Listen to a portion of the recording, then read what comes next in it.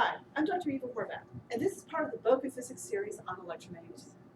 In today's lecture, I'm going to be discussing the solution to electrostatic boundary value problems using the separation of variables method. Today I'm going to focus exclusively on those systems that can be expressed most suitably in Cartesian coordinates. I'll defer the discussion of cylindrical systems and spherical systems until future lectures.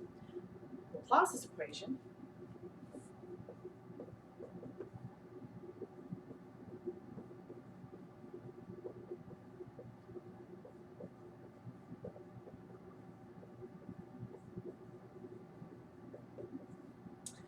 equal to second partial derivative of v with respect to x, plus the second partial derivative of v with respect to y, plus the second partial derivative of v with respect to z is equal to 0. Now, we're going to focus first on very long pipes. So in other words, we're going to assume that they're so long that the end effects don't play any part. So we're going to assume that there's no dependence on the z variable.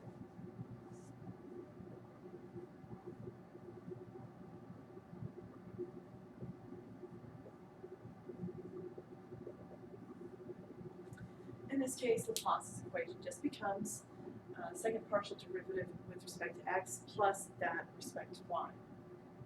The first example that I'm going to look at is that of a very long pipe, 3 sides of which have been grounded, and a fourth is set to V0.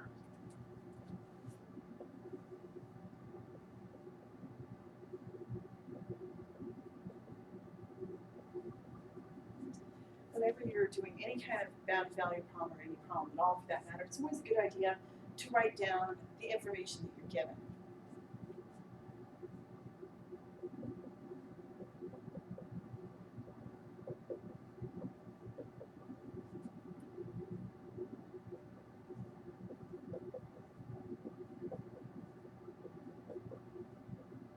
So therefore at x equals 0 and x equals a, the potential is equal to 0.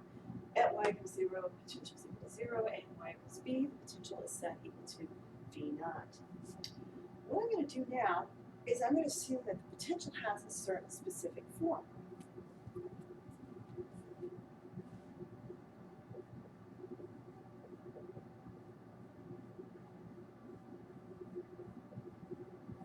I'm going to assume that my potential can be written as a product of 2 functions, each of which is a function of only one variable. So in other words, I've got the product of something that's a function of only the x variable and something that's only a function of the y variable.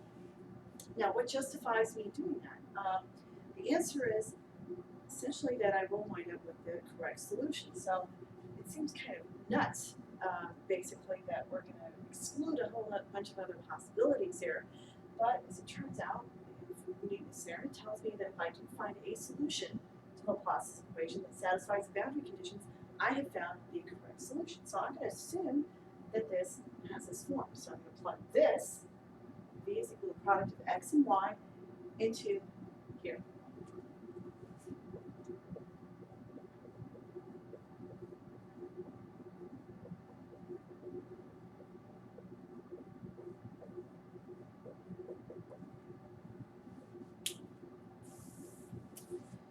Now, y doesn't depend on x.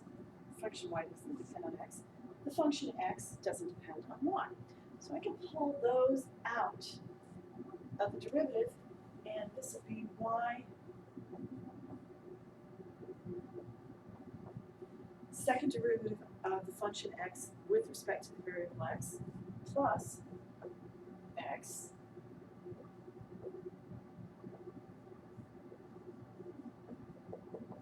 second derivative of the function y with respect to y.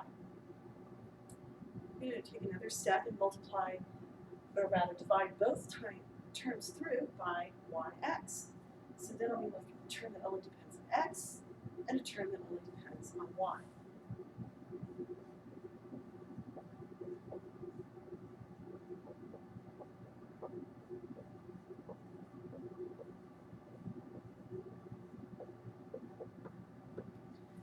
So this is what we've done. We started with Laplace's equation, and by making the assumption that the potential is written in, or can be written in a special form, the product of 2 other functions, something that's a function of x and something that's a function of y, I've been able to convert Laplace's equation into basically an equation where I've got something that has only x dependence plus something that only has y dependence, and that has to be equal to 0. The only way this equation can be satisfied for all x and all y, in other words, this entire interior solution, is if this is equal to a constant and this is equal to a constant. I mean, think about it. If I say, well, I'm going to hold y constant, so in other words, I'm exploring what happens this way along some line here. And x is free to change, but y doesn't. How in the world can these two terms be equal to 0 unless this first term is equal to some constant c1, say, and the second term is equal to some constant c2. By the way, we're talking about an equation here. This is really an identity. Yeah.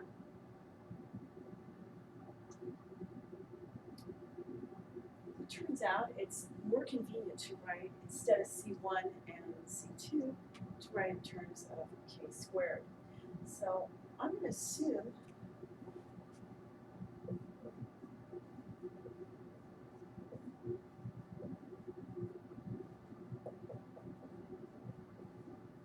whatever x, second derivative of x with respect to the variable x, is equal to minus k squared.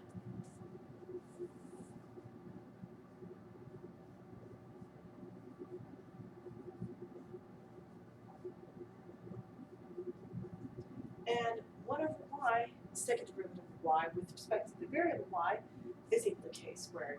Well, minus k squared plus k squared obviously vanishes, so that is satisfied. Now, you might be wondering to yourself, why did I change this to be minus k squared and this k squared? Why not vice versa? And the answer to that is because of the boundary conditions we have. I know my function has to vanish at x equals 0 and x equals a, and I know it vanishes only on y equals 0. This will become a little bit clearer when I write this in a different form.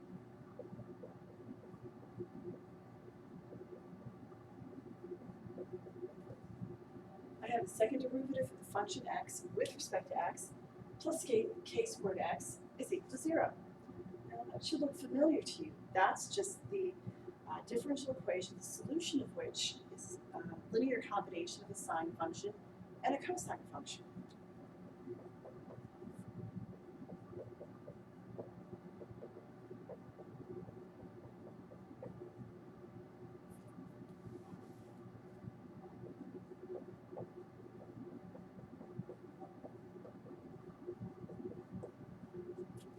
So x is equal to a cosine kx plus b sine kx. Now we've got three constants here. We don't know what they are yet, so I'll just leave that for the time being and look at this second equation.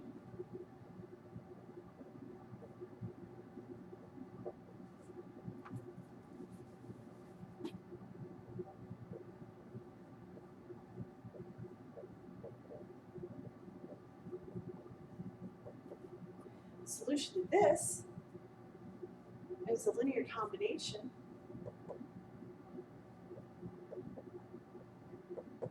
of exponentials. So we have c, where c is a constant, e to the minus ky plus d e to the ky. Now we've got two more constants to deal with.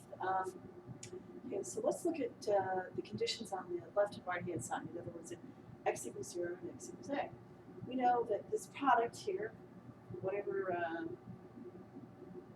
else y is, that has to be equal to 0. So this term clearly vanishes when x equals 0, so 0 is equal to 0. Cosine of 0, however, is equal to 1. So the only way the left-hand side condition on the left-hand side can be satisfied is if a is equal to 0. So my function x is simply equal to some constant b times sine kx. Now the condition on the right-hand side is that the function also has to vanish.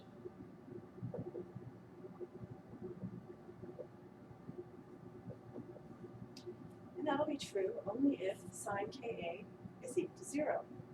Well, the only way that's true is if this argument is some integer times pi. So in other words, if k is equal to pi over a, we'll have pi over a times a, so it's sine of pi, which vanishes. But this happens or holds for an infinite number of possibilities, an infinite number of integers n. So now we figured out what k is. It's equal to some integer times pi over a. We're making progress. Okay, now let's look on the y direction now. This has to vanish when y is equal to 0.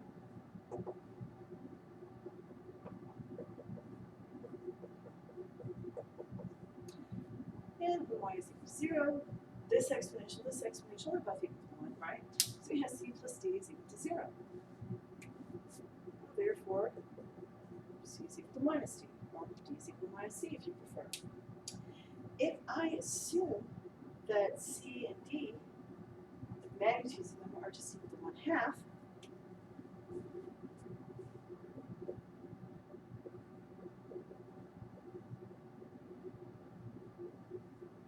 I'll wind up with a hyperbolic sign, or sinh, of ky. And that vanishes at y equals 0, and it's non-zero for any y equals b or wherever else in the interior region. But we already figured out k was in the previous steps of sinh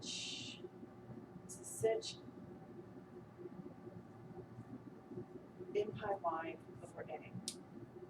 So is our solution just a product of this and this, and we've got one constant to figure out? Not exactly, because we do have an infinite number of sines to deal with, infinite number of singes to deal with. We're going to have to take a series summation of all those terms and find out how to add them up, how to stick them together, such that their answer is, we wind up with V naught on the upper boundary.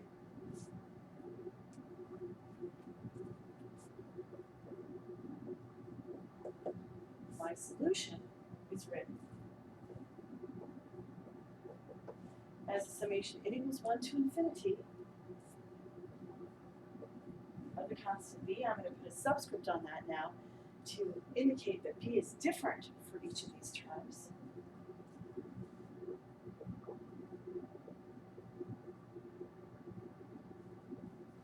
Sine n pi x over a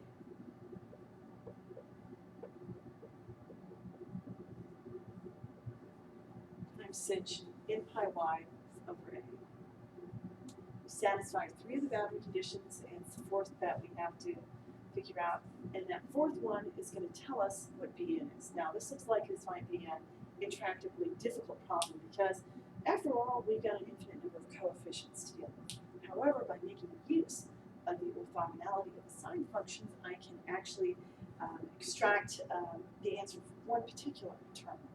So I'm going to multiply both sides through by a sine and then integrate from 0 to a.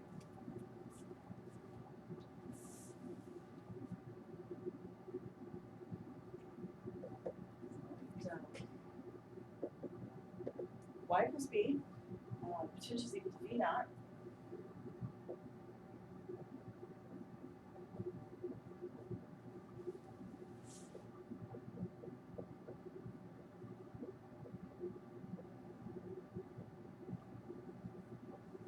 Summation n equals 1 to infinity.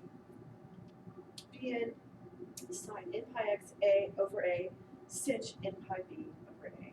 Multiplying through both sides.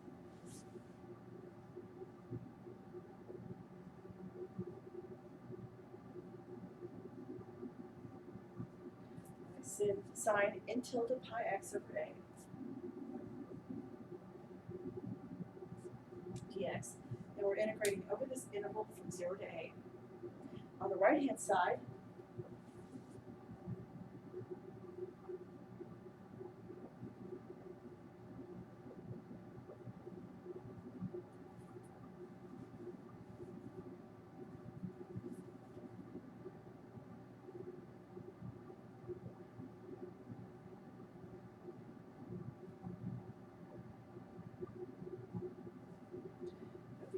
0 to a, summation n equals 1 to infinity, bn sine n pi x over a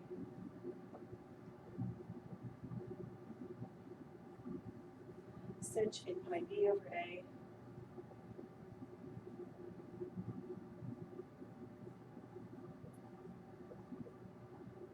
sine n tilde pi x over a and dx. I'm going to pull all these other factors that don't depend on x out of the integral sum.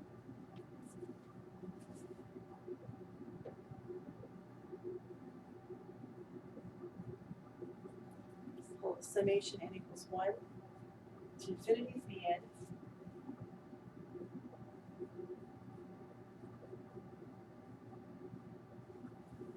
and I'll pull the sinh n pi b over a out as well.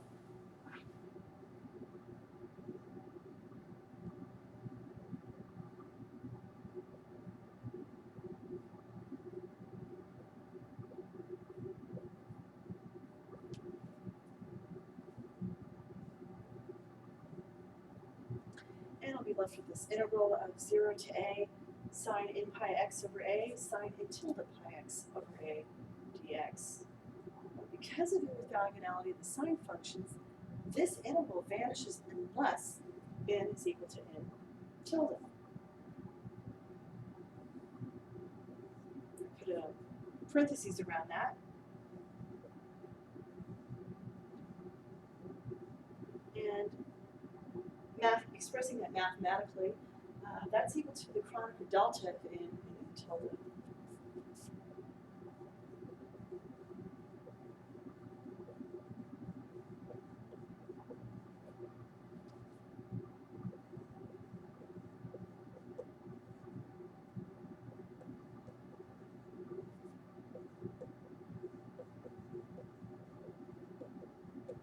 The Kronecker delta has the value of 1 if n is equal to n tilde, 0 otherwise.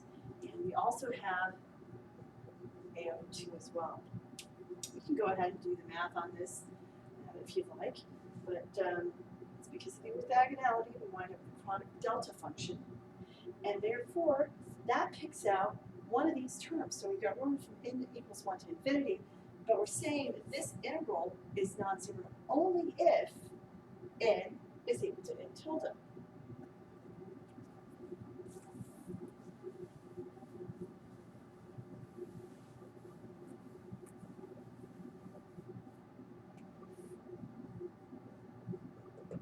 I'll write my right-hand side of my equation down.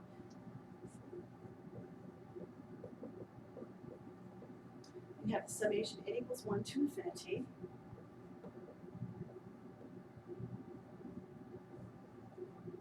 sinh n pi a over b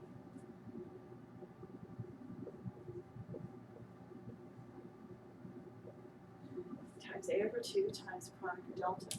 So Kronecker delta picks out exactly one term from your summation.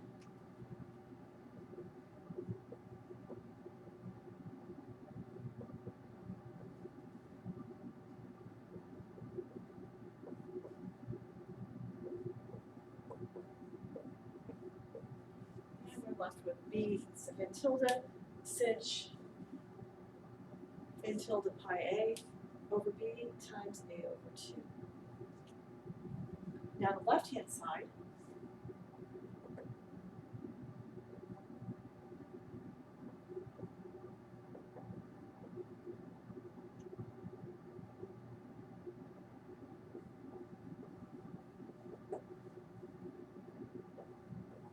is equal to v naught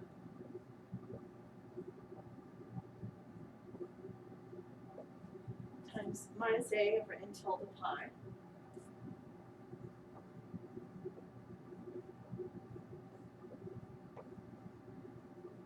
cosine of n tilde pi x over a. We're integrating or evaluating this at the boundaries here at 0 and a. So in the first case, we'll wind up here with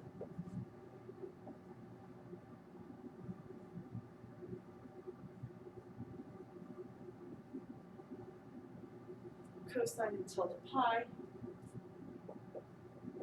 minus 1.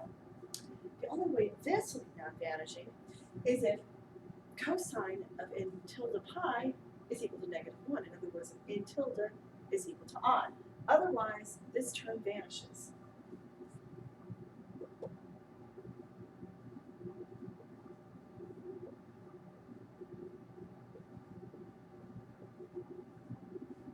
And so the answer there is 2 v naught a over n tilde pi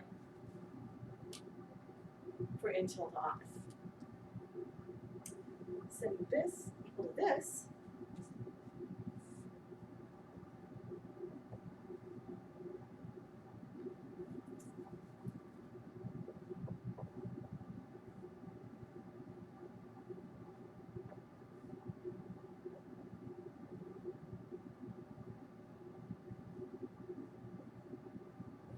I see that my coefficient b sub n tilde is equal to 4 naught over n tilde pi 1 over sinh n tilde pi a over b. And these n's are just dumb indices, so I can go ahead and take off the tilde here.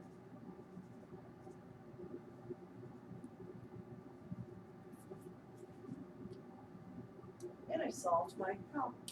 I know what my coefficients are now, and I just need to incorporate those coefficients back into my expression for the potential.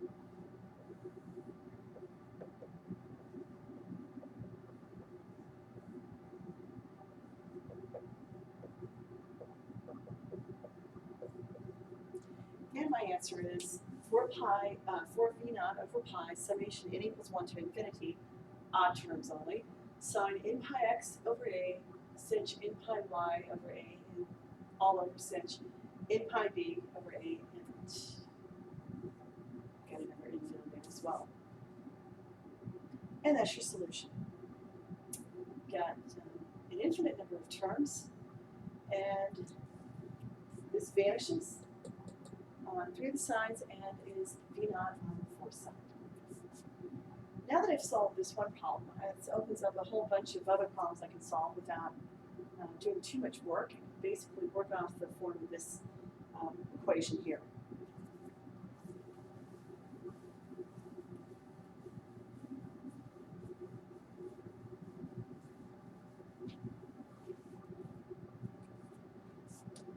And I'm going to call this v top to indicate that's the potential for the problem where I've got v naught on the top plate. Okay, so let's look at a slightly different problem.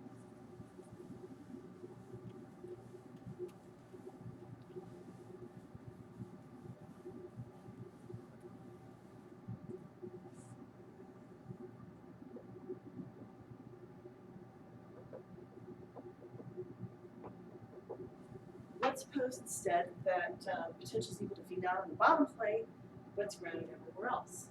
So my boundary conditions are a little different here.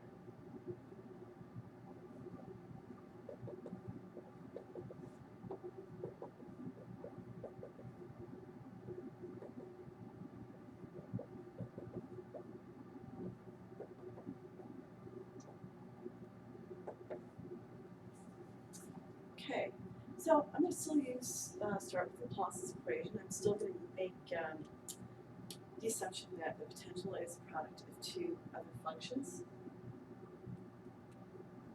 And I'm going to wind up with these 2 differential equations.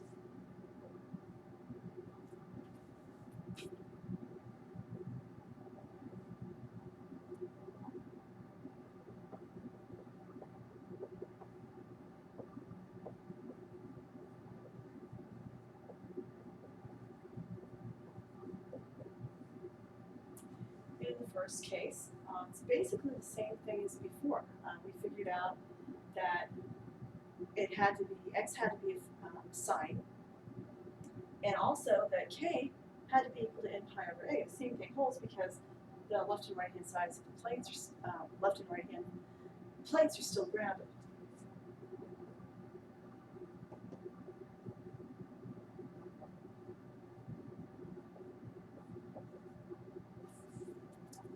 And that should have a minus there, sign there. Okay, now we know y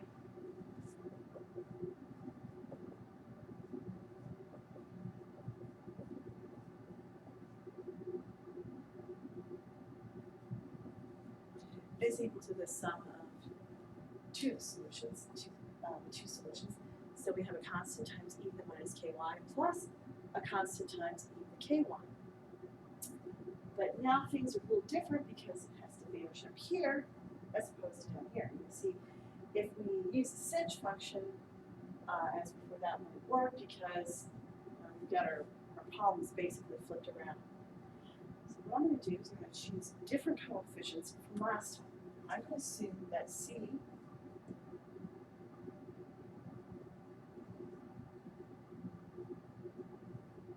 is equal to 1/2 e to the minus kb, and I'm going to assume that d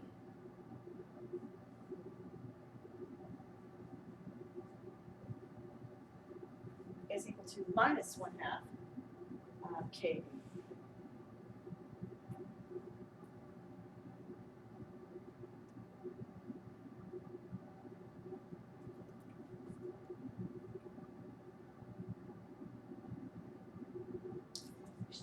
Flip those, I'm going to say that's positive and make that one negative.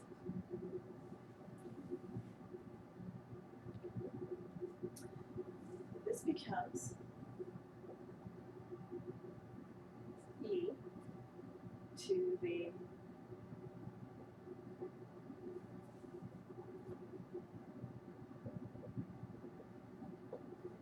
k, b minus y minus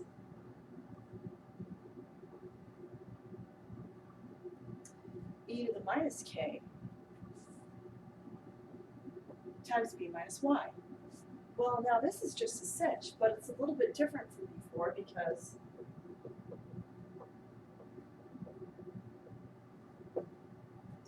this is sinh k b minus y. So now I've satisfied the condition that the potential has to vanish on the upper plate.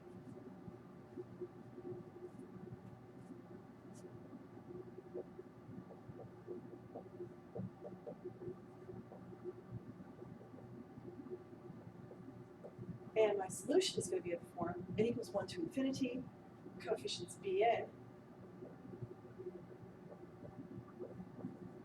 sine of n pi x over a times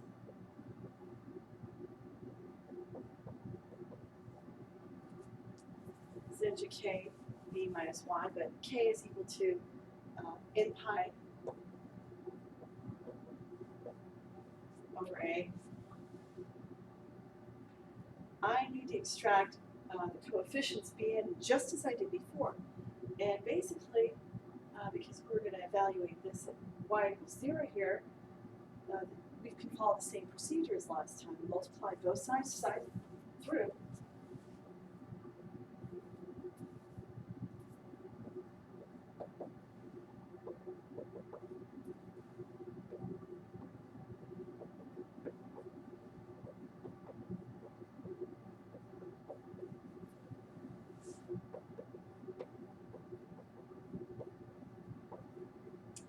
And we'll have v naught is equal to summation n equals 1 to infinity, bn sine n pi x over a, sinh n pi b over a. So I'm multiplying through.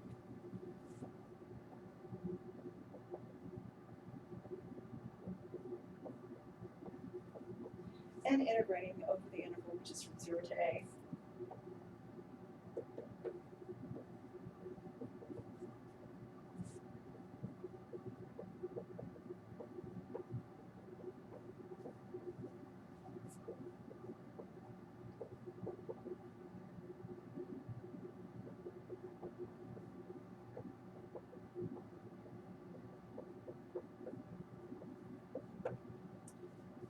is equal to the product or delta function times A over 2. This integral is exactly the same thing as last time around.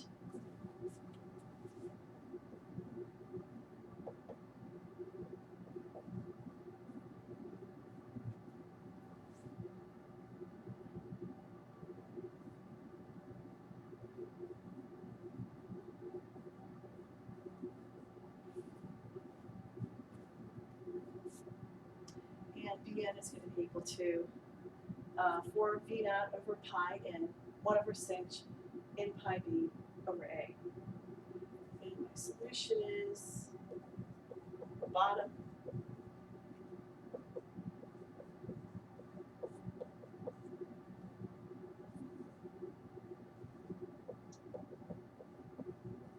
And by the way, this holds for odd n only.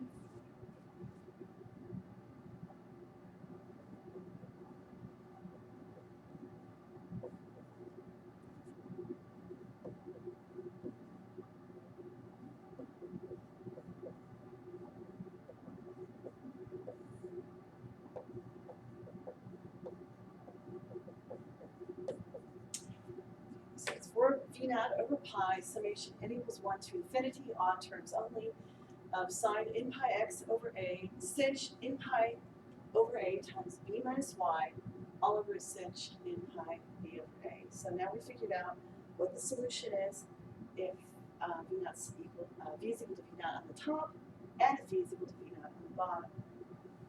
I can use these to figure out what the solutions are going to be if the left and the right hand side is set to v naught.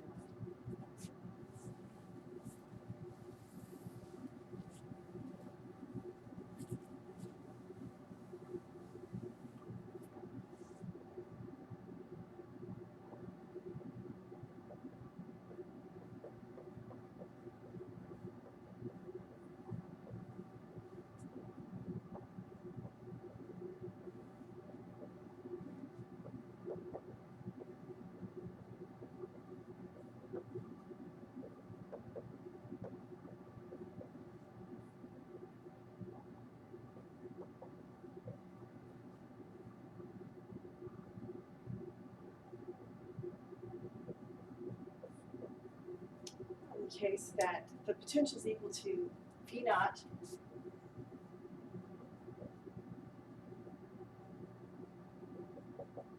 on the right hand side, my solution is summation is equal to 4 V naught over pi, summation from n equals 1 to infinity, odd terms only of sine n pi y over b, sinh n pi x over b, all over n sinh n pi a over b.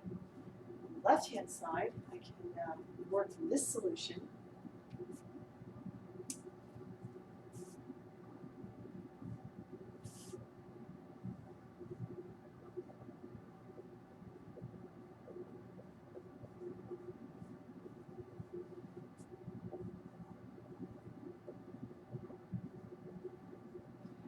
That's equal to 4 V naught over pi, series summation from n equals 1 to infinity, odd terms only.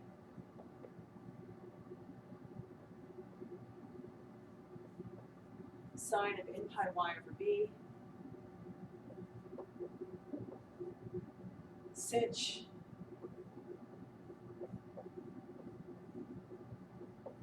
of n pi over b times a minus x,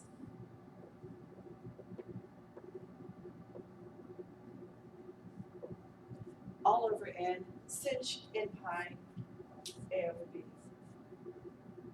Now I figured out what the answer is going to be if any of the four sides is set equal to V naught, with the rest being grounded.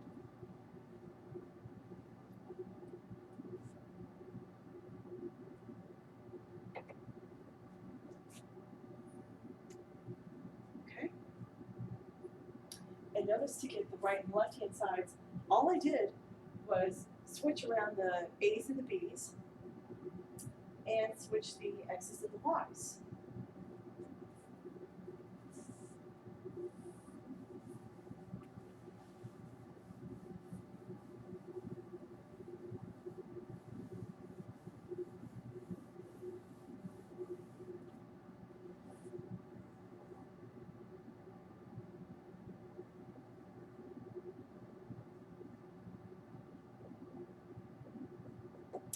Okay, let's see, we've got this problem now.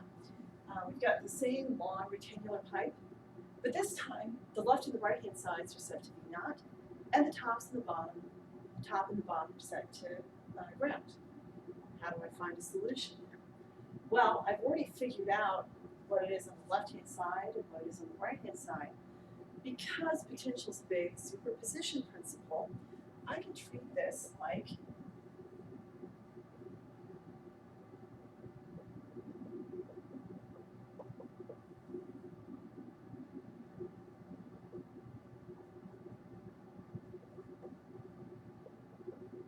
the summation of these two separate problems. In other words, the solution corresponding to just the left-hand side being set to be naught, and the solution set just to be whatever the right-hand side is. So this is just equal to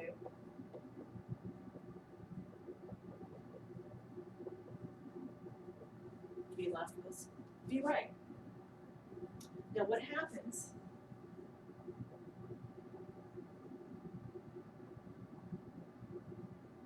if I set all four sides equal to V naught? What then? Well, I hope the answer is right away. It's just V naught, right? It's constant already at the boundary. It has to be constant in the interior. Otherwise, we would not have electrostatics.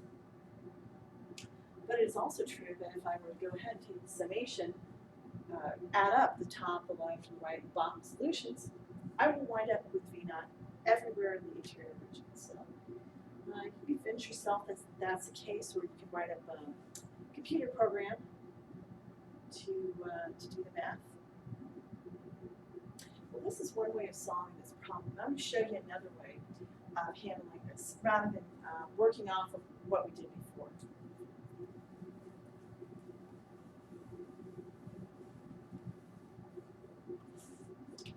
I'm going to assume now that I've shifted my origin over so that now my pipe lies from minus A over 2 to A over 2, and still from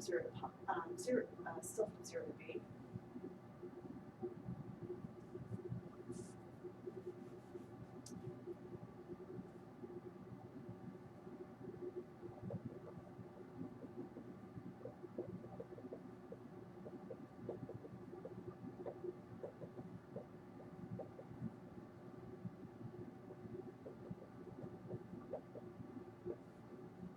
Okay, so x is equal to 0, x equal to A, our potential is equal to V naught.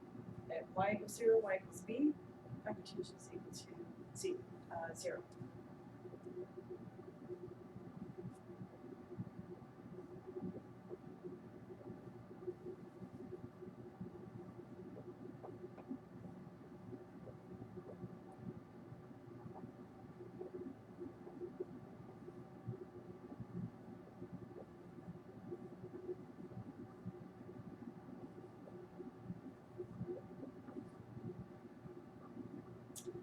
Okay, so what do we want to set to minus k squared, and what do we want to set to k squared? Well, the tops and the bottoms of this system are grounded, so we're going to take this to be plus k squared y, and consequently we've got to take that equal to minus k squared x. So the solution here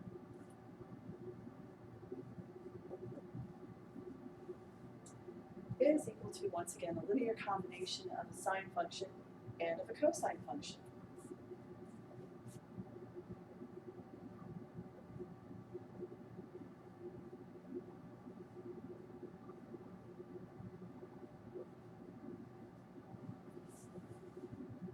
As before, we know that this has to vanish at y equals 0, so the only way that can happen is if our constant d is equal to 0, coefficient d has to be equal to 0. We also know this has to vanish at y equals b, so that tells us that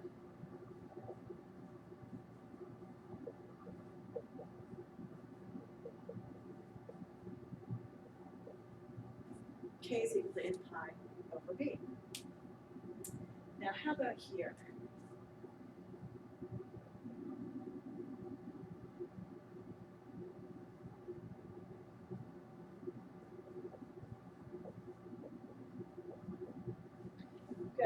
combination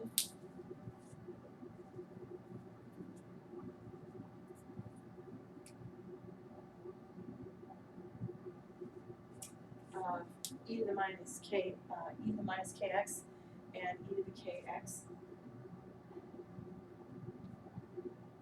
But if I assume that a and b are equal to 1/2,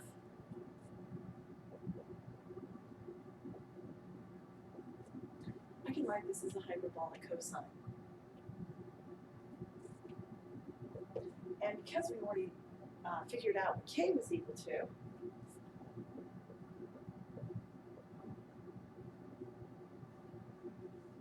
this is going to be cosh in pi x over b.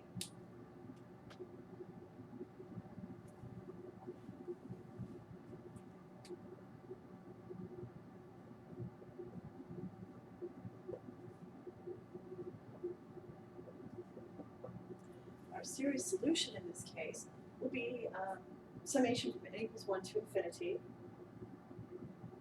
some coefficient Cn,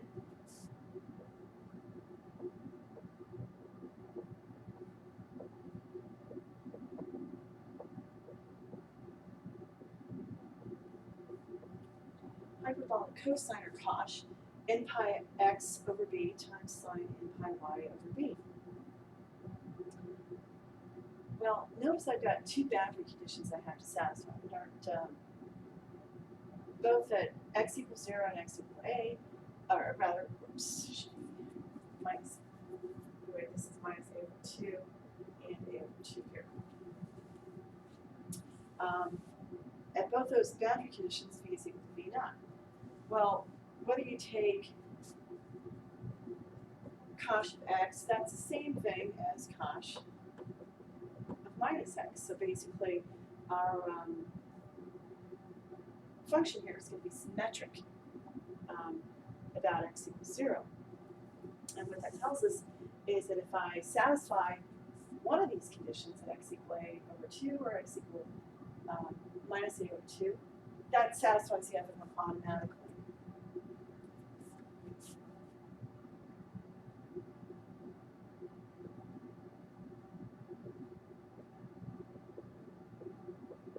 So I'm going to evaluate this at x equal a over 2. I know that's equal to v naught.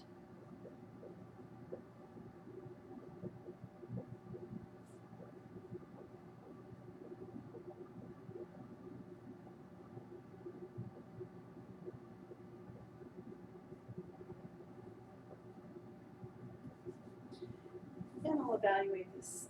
This will be cosh at n pi a over 2b. And I'm going to integrate both sides by sine of n tilde pi y over b, and integrate from 0 to b. So it's the same procedure as before.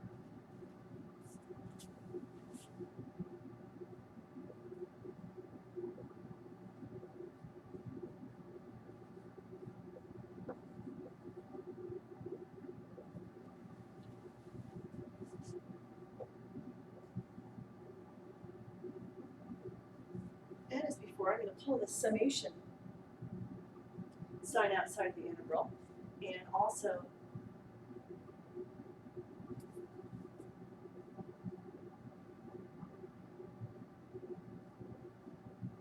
anything that doesn't depend on y.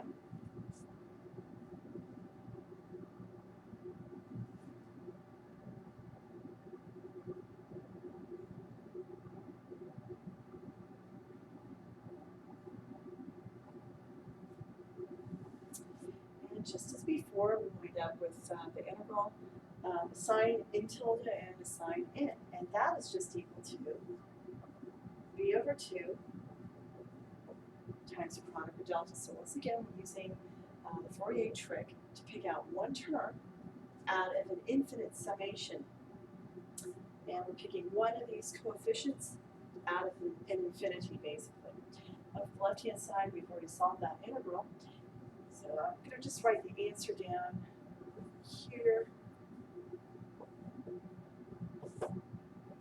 Cn tilde, and actually if you drop off the tildes, because remember, the n's and tildes are all done in indices, okay?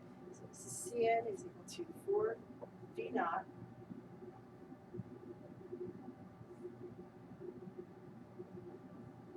over pi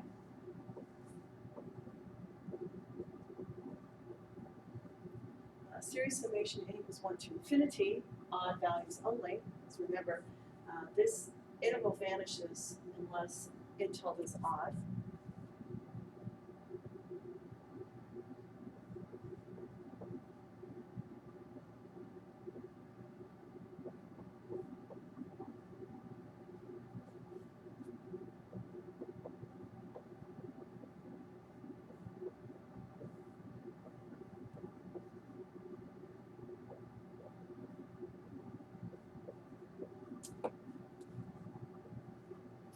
Let me read the answer off here. This is 4v naught over pi, summation n equals 1 to infinity, odd terms only, cosh n pi x over b times sine n pi y over b, all over n cosh n pi a over 2b.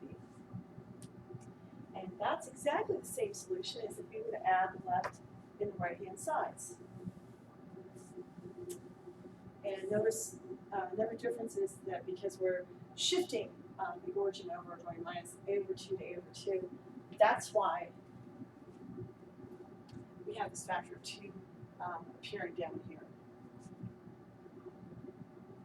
And again, two different ways of solving the same problem. Which way is the most efficient one? Well, physical standpoint, it makes no difference. This plus this is equal to this. And but from a computational standpoint, this one is far more efficient because you've got to calculate product of these three, essentially, 4 terms. And over here, you've got the product of 4 terms. Here you've only got the product basically of 4 terms. So it's 8 versus 4. This would be the faster way of solving the problem. Okay? And one other thing I want to point out too when you're working on boundary value problems, always be really careful to look at what your boundary conditions are. In other words, look exactly, are you going from 0 to a, or are you going from minus a over 2 to a over 2? A lot of times you get a little confused and think, wait a second, this looks like I'm doing the same problem here, but I want to get a different answer. So what I mean by that is if somebody had said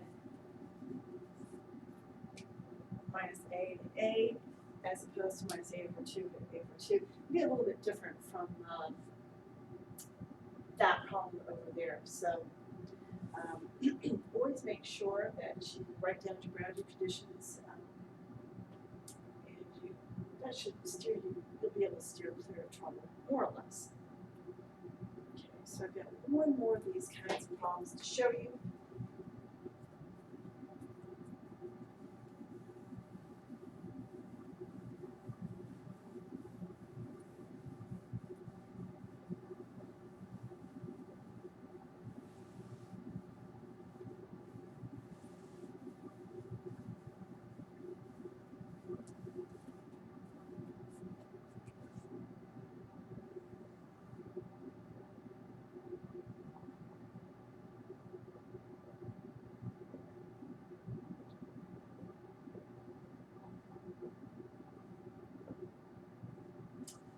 So this is basically this problem up here.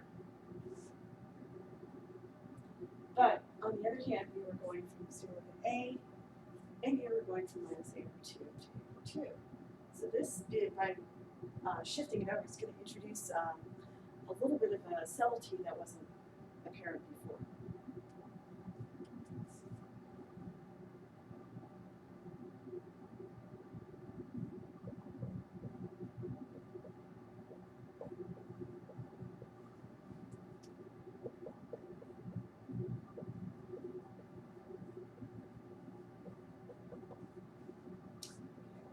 Make use of separation of variables. We have we have this term plus this term is equal to 0. Basically, we assume these were equal to constant, a non-zero constant. But we can't do that this time around. We have to see what happens when this term's equal to 0 and when this term's equal to 0.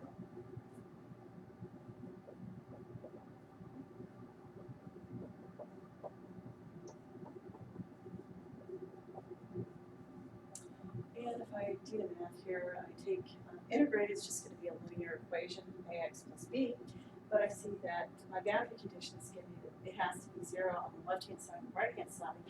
So that tells me that both a and b have to be equal to 0. In the y direction,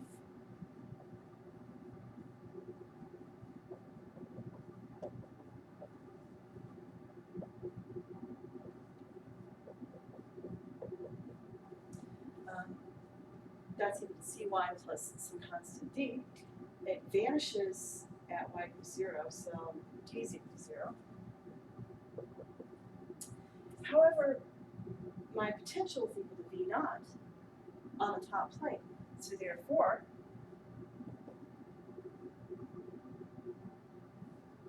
c is equal to v naught over b.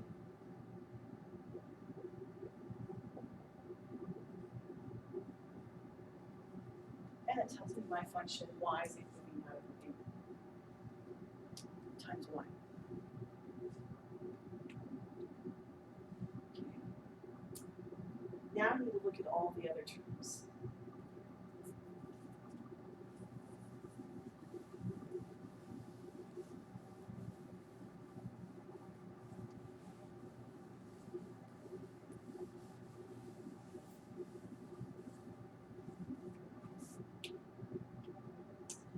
And what I'm going to do here is basically to shift my potential over.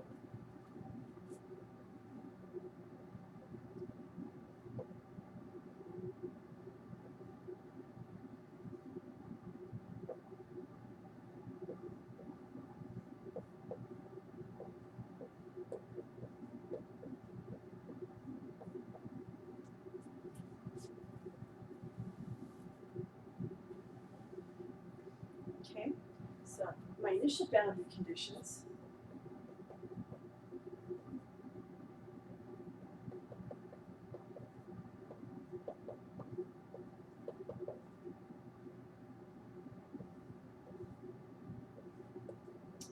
are x equal minus a over 2, x equal a over 2, y equals 0, all the potential 0 there. Only at y equal b is potential equal to v naught.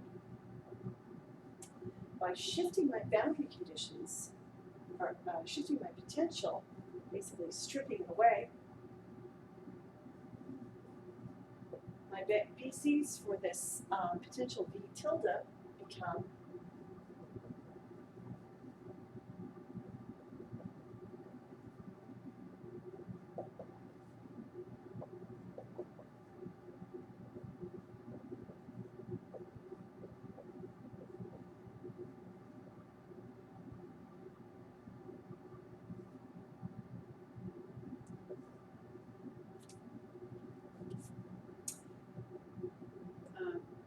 the potential is equal to minus v naught y over b at both x equal minus a over 2 and x equal a over 2.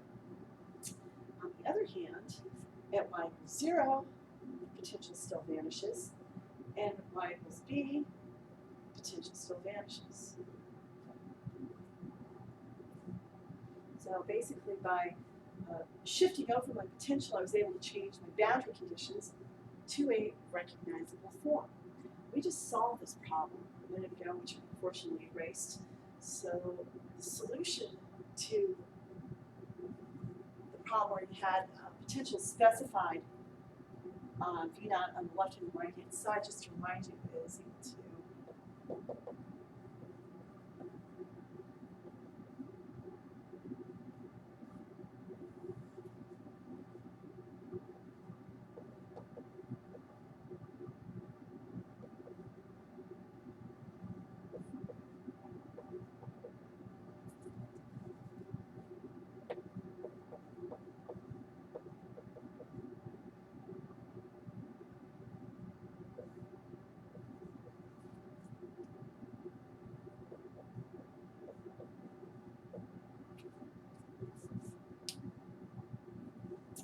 okay, so this is from before, this is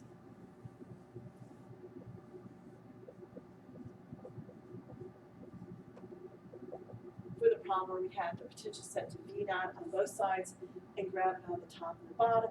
we assumed that our region of interest went from minus A over 2 to A over 2, and that's why we got an additional factor of 2 down.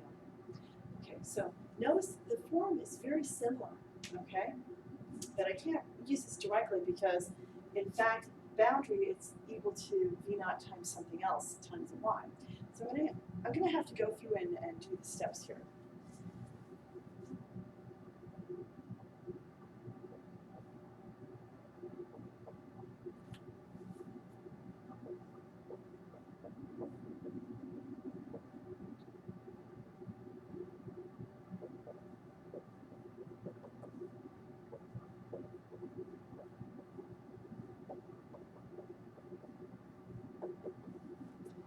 Okay, so now these x and y are solutions of this potential here. Okay, so we've taken our original problem, we've shifted it over, basically, to point out boundary conditions that we can handle using basically the technique that we used in one of the previous examples. So here again, the function y will vanish on the intervals y equals 0 and y equals b, so it's y is equal to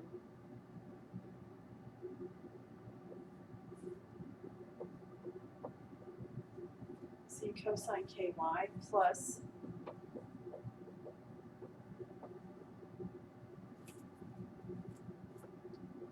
d sine ky. This isn't the same, these aren't the same constants, unfortunately. I'm just kind of running a little short of variables here, so it's not the same c as the one there. Just keep that in mind. Okay, so once again, we're going to have to set c equals 0 because this has to vanish at y equals 0. Vanishing at y equals b tells me that k is equal to n pi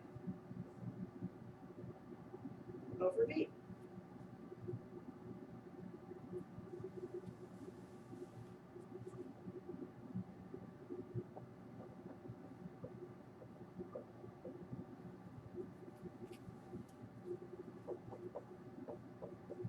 In the x direction, our solution, like before, is going to have the form of a hyperbolic cosine.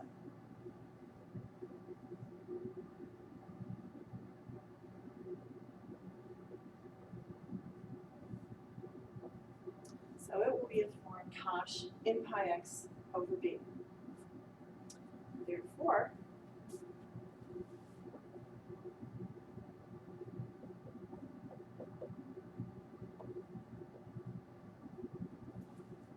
my shifted potential, my v tilde, is going to be equal to summation n equals 1 to infinity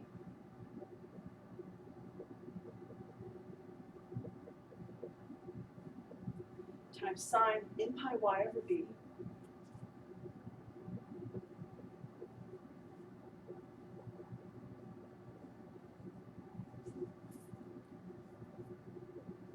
times cosh n pi x over b.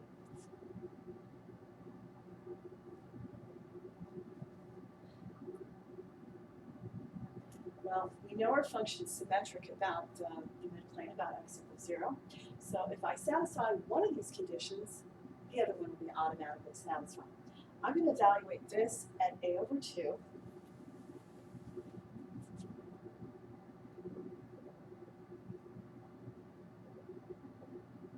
And at a over 2, that's going to give me a minus v naught y over b. So we're no longer dealing with a constant, but we're dealing with something that depends on y. I'm going to multiply both sides through by sine again, and basically use Fourier strip again. But let me finish writing this out.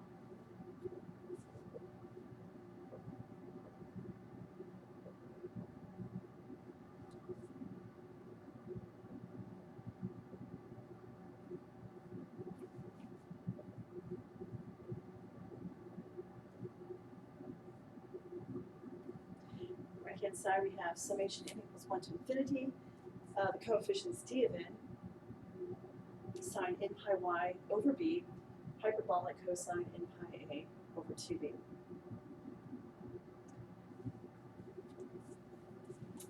And unfortunately, that's one of the problems with electromagnetism.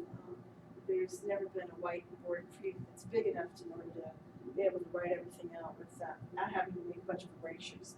So anyway, let me multiply this through by sine and integrate, just as before.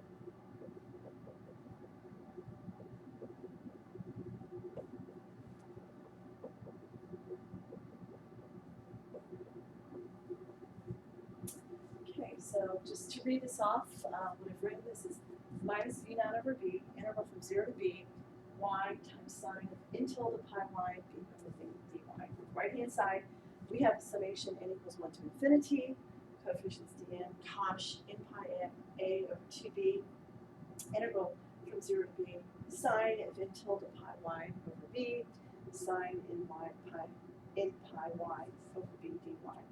Using the orthogonality of sine functions, this gives me b over 2 times n tilde.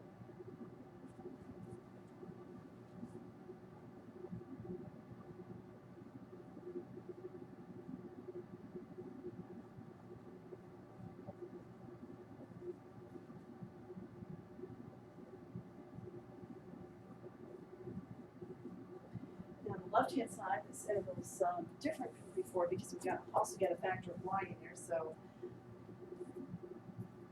I will go ahead and do the math there.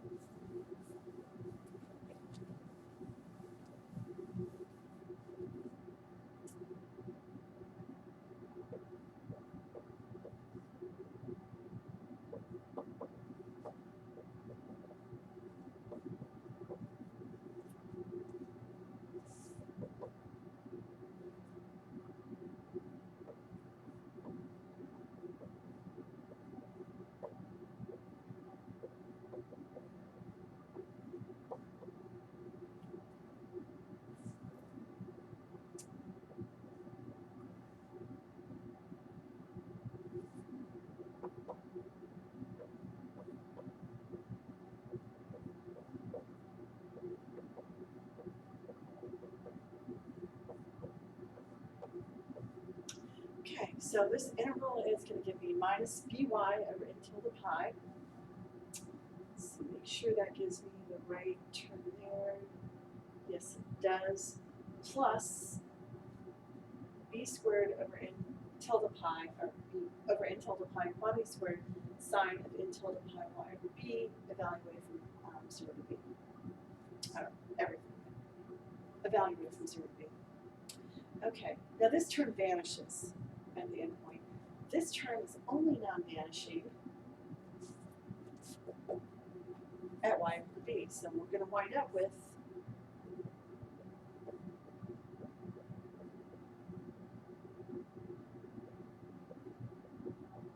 minus b squared over n tilde pi cosine n tilde pi.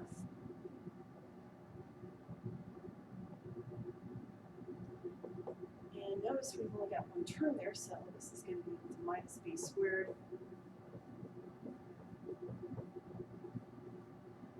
over n tilde pi times minus 1 to n tilde pi. Okay, so left-hand side, this stuff.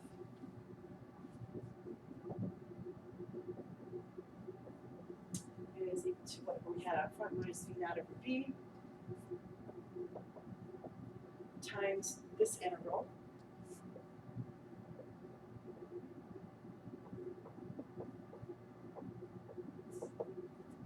And we got minus minus, so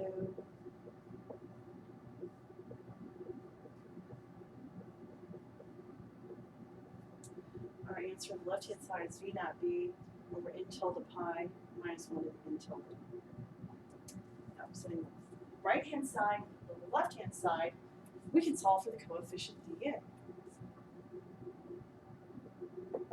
And I'm going to drop the tildes again because remember, the n's are dummy indices.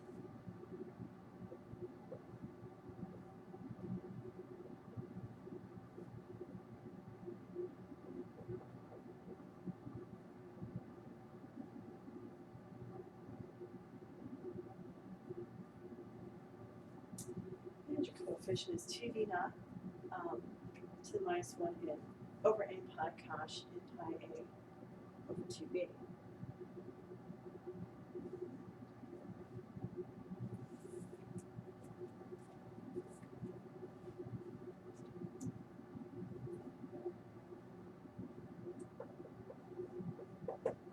Okay. And remember, it's v that we're interested in. So we're going to have to add this to both sides, and v naught y over b plus v, which is what we've been figuring out here.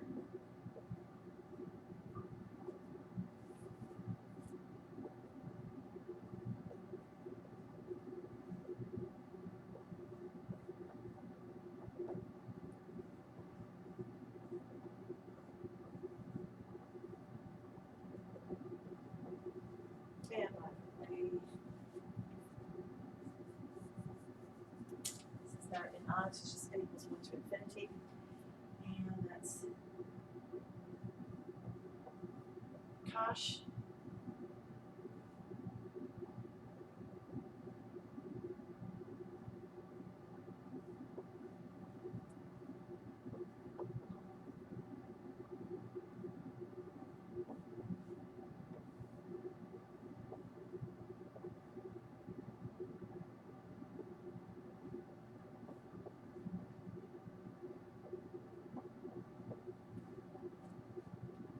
and there is your answer. Reading it off, v naught y over b plus 2 v naught over pi, summation n equals 1 to infinity, minus 1 to the n, cosh n pi x over b, sine n pi y over b, n cosh n pi a over 2b. So this was actually a difficult, complicated problem. But again, the way you want to handle these is to basically just go for the simple solution possible, and then work up to more complicated expressions. The two final examples I'm going to go through during this lecture, and both have to do with, or one rather has to do with an infinite half pipe, and the other one with a cube. So let's do those now.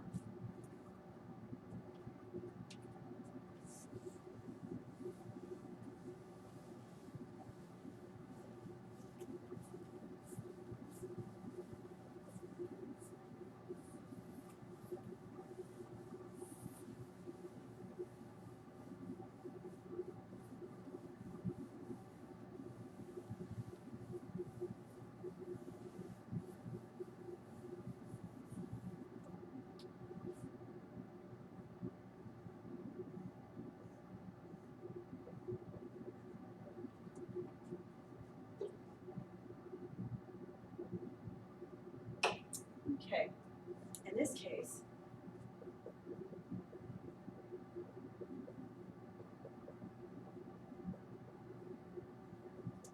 we're going to assume that at z equals 0, the potential is equal to v naught, and the pipe is grounded.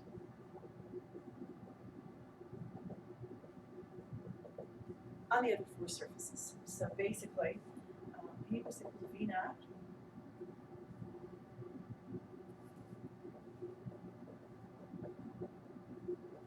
at z equals 0.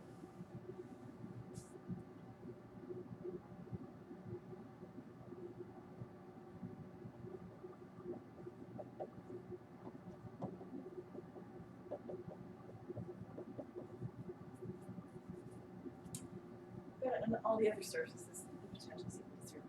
Now we've got to use Laplace's equation in 3 dimensions.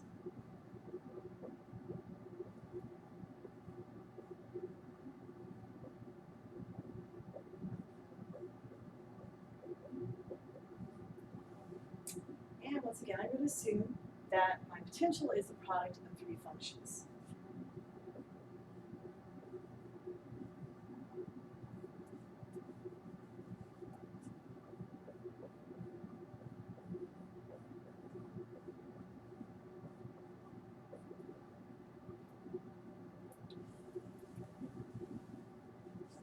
So following the same procedure as before,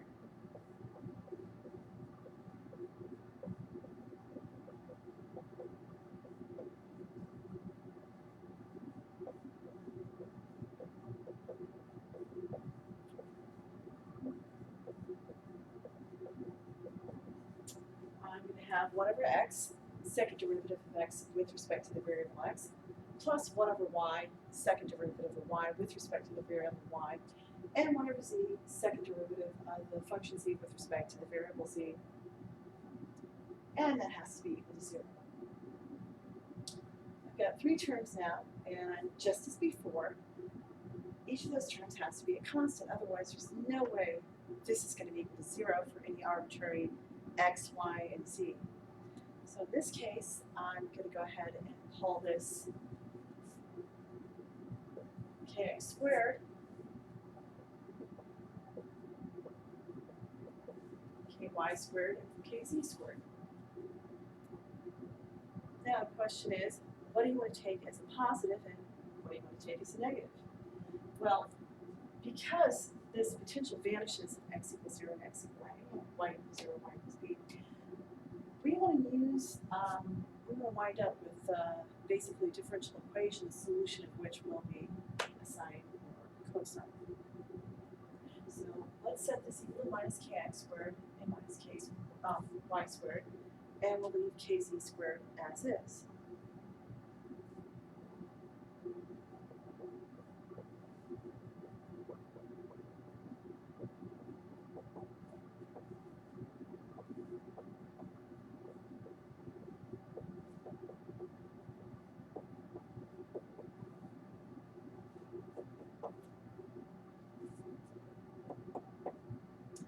Solution of the top one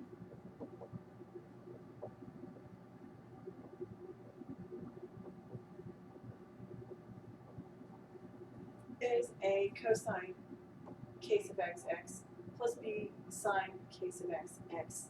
And since this has to vanish at x equals a, or x equals 0 rather, this first constant is equal to 0. So that's just like before. Down here,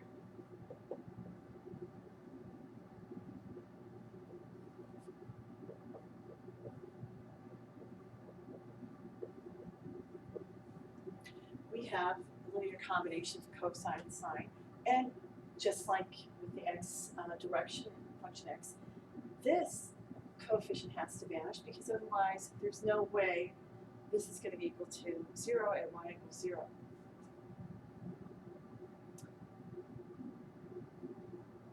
The fact that this sine of k of x of a times a has to be equal to 0 implies that the constant kx has to have the form of n pi over a. So this is just like before, right? But now we've got one more term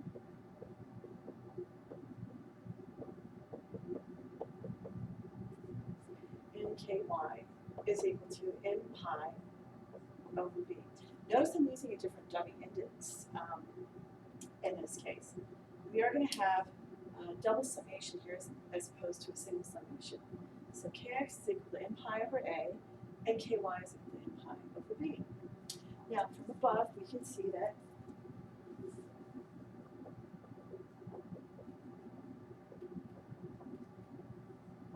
kz squared is just equal to kx squared, which is ky squared, and kz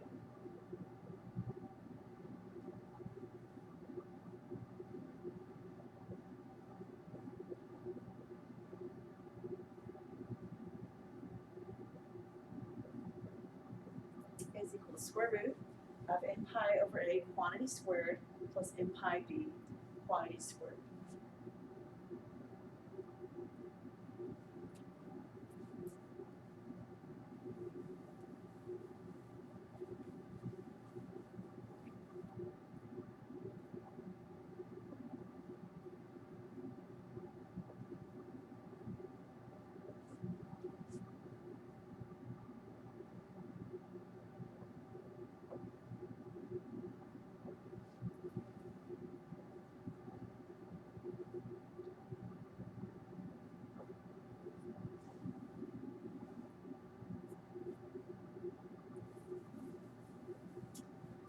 Write it over here. A little bit more room there. Oh, and by the way, with the z equation,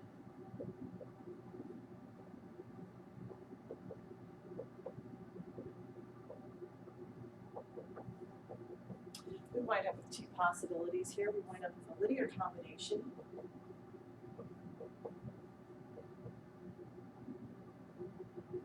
of e, constant e times e to the minus kz sub z plus f times e to the kc of z. This has to be finite as z approaches infinity. So that term, that constant f, is equal to 0.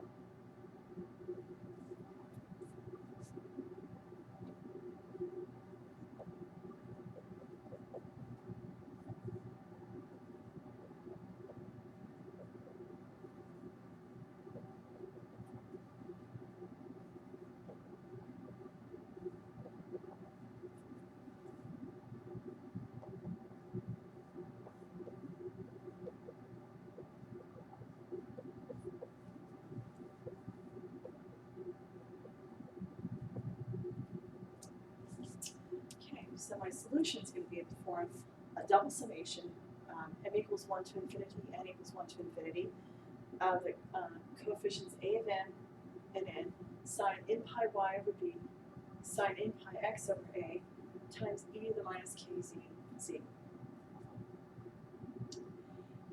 And at z equals 0,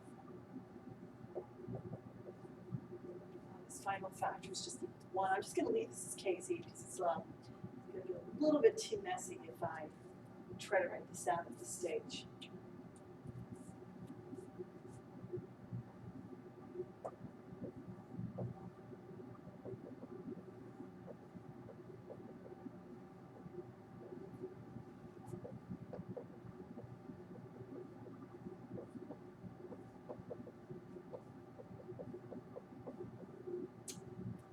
Okay, so I'm going to solve this the same way as I did before, when I just had to deal with one summation.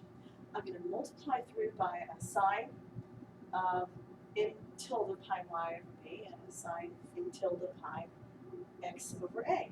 And then that will enable me to extract each of these, pull out one specific term. So basically we're going to wind up with one coefficient, solve for that, and then we'll be able to plug that back in and write down our final solution. So unfortunately, I'm going to have to erase all this.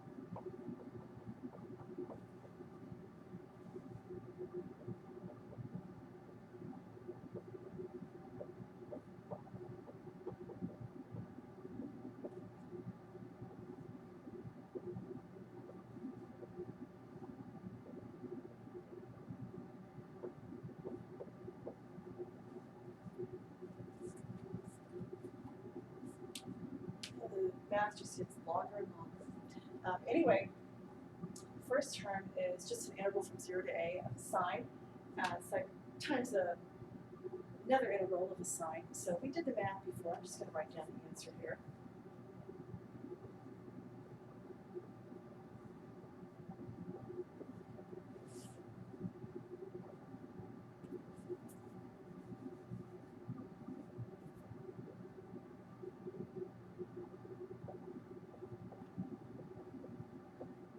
And that's both contingent on the fact that n tilde and n tilde are both odd. On the right-hand side,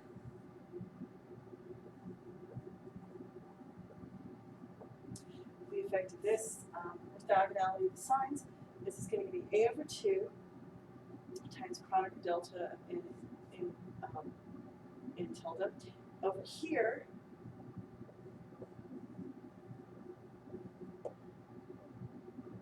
this is going to give me b over 2 times product delta of n tilde. So both of those are going to pull out one n and one specific n.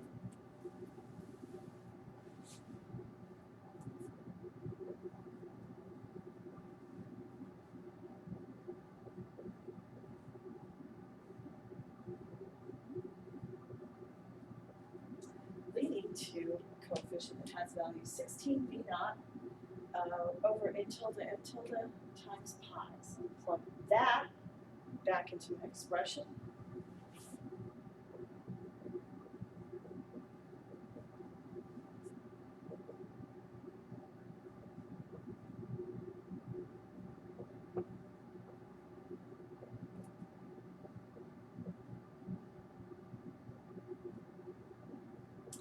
And that should have a pi squared there.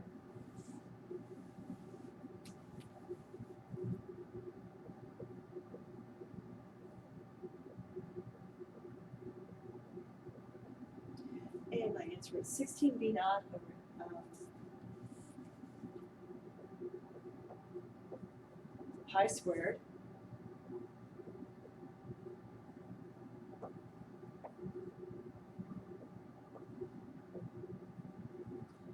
the odd terms of n equals 1 to infinity, odd terms of n equals 1 to infinity.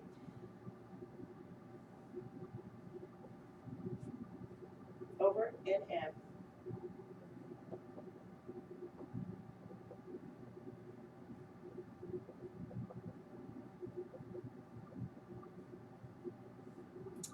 Sine n pi y over b, sine n pi x over a, e, and this is going to get a little bit scrunched up here to the minus n pi over a squared plus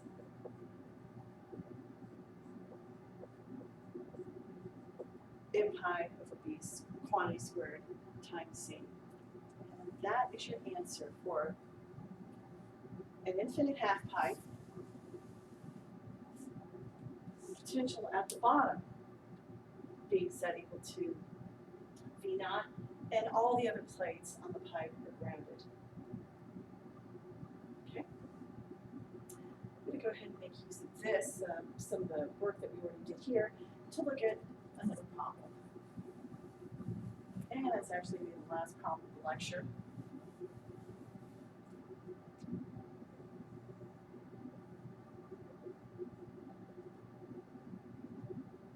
Let's say we've got a cube now.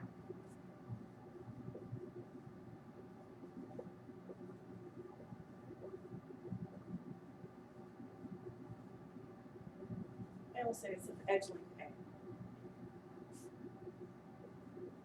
This time we're going to have the potential set equal to V naught on the top plate and grounded everywhere else.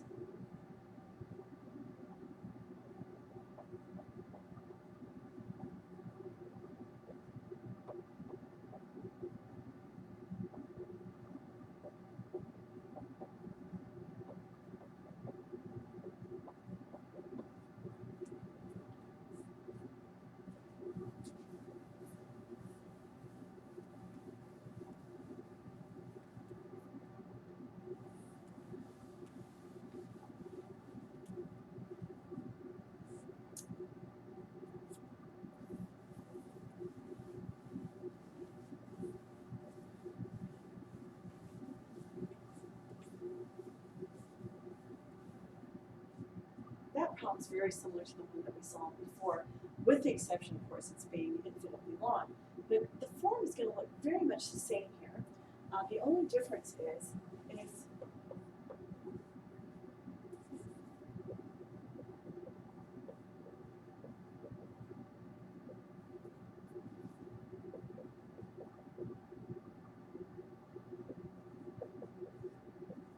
in the z direction now.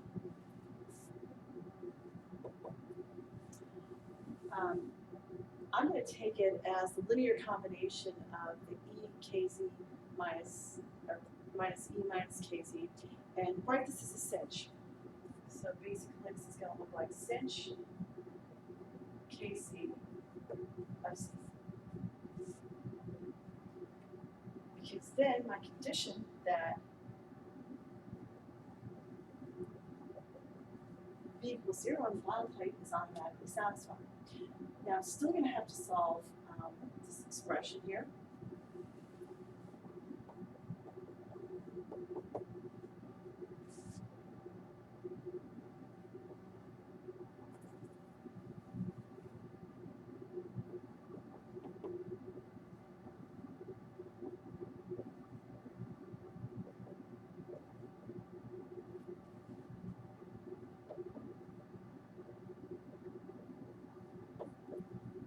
And this is going to have an a in the denominator. Why? Because we're assuming that we're talking about a cube now. So everything has the same side length. So the interval is going to go from, y is going to go from 0 to a. It's instead of 0 to b as before.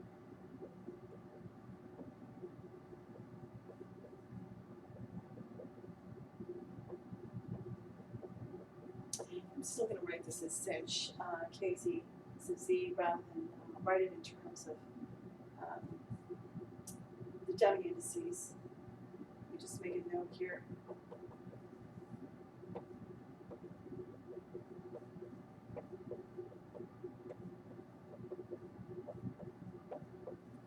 K sub z is equal to square root of n pi over a quantity squared plus n pi a over a quantity squared.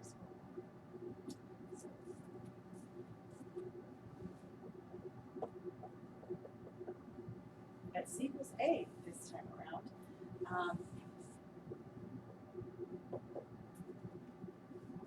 Have v naught.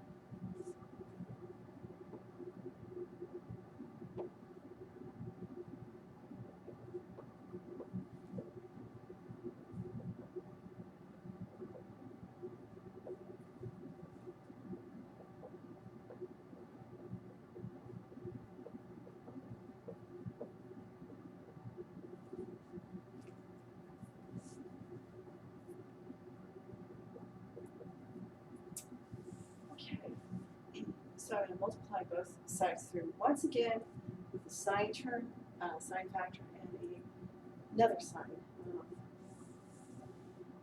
I'm just going to go ahead and skip a few steps. It's a good exercise for you to actually do the math, but I'm just going to take a little bit of a shortcut here.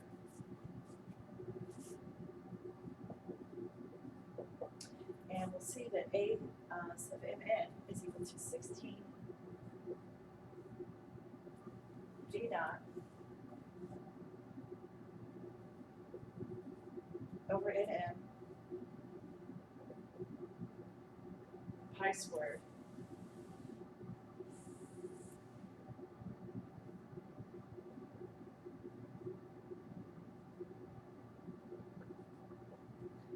and over sinh kz sub a.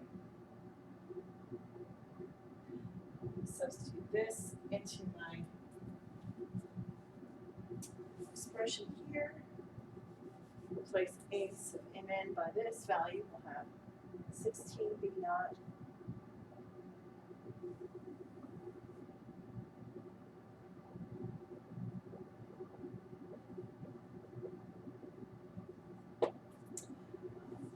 times sine n pi a over n pi y over a, sine n pi x over a, sinh kz sub z times e, all over m pi squared sinh kz a. And kz is equal to square root of n pi over a quantity squared plus n pi over a quantity squared. Again, we're using a's in both cases because we're talking about a cube.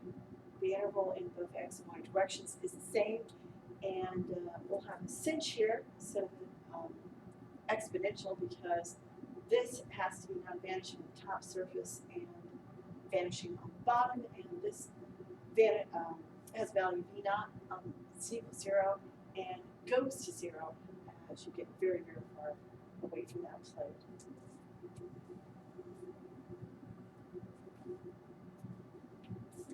And that's your answer. So as you can see, the algebra gets really messy when you're working through these problems. It's really easy to lose track of an index or A or B somewhere along the line. So the best thing is just to keep, double check yourself. Have you lost the right dimensions? That's a good indication that you've made a mistake. So anyway, that concludes today's lecture, and we'll be back for talking about separation of variables in cylindrical coordinates and also in spherical coordinates. In cylindrical coordinates, for what we're doing, it won't be quite as messy as for radius series.